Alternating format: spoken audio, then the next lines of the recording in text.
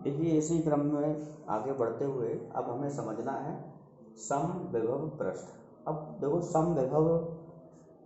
के नाम से स्पष्ट है कि समान विभव, मतलब कि ऐसा पृष्ठ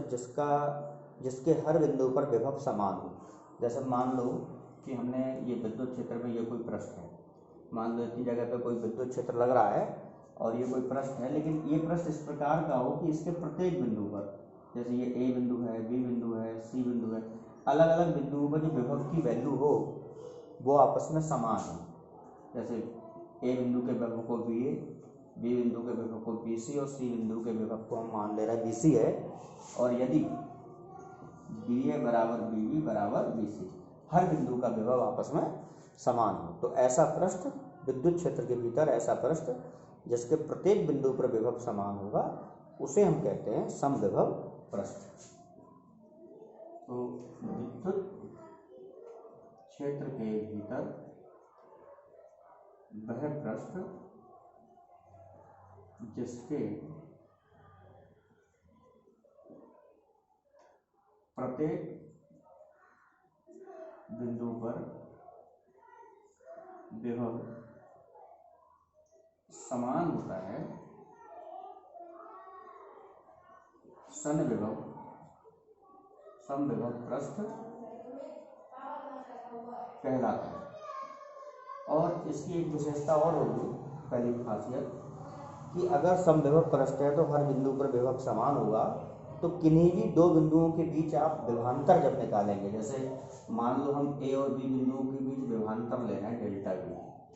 वी ए माइनस बी, ये हम विभवांतर निकाल रहे हैं, तो वी ए की वैल्यू, और चूंकि वी ए बराबर वी बी, तो वी ए तो वी ए है ही, बी बी की जगह भी आप वी ए लिख सकते हो,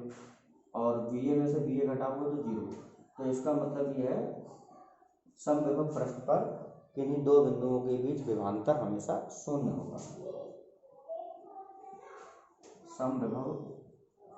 पृष्ठ पर किन्हीं दो बिंदुओं के बीच विभवांतर सदैव शून्य होगा।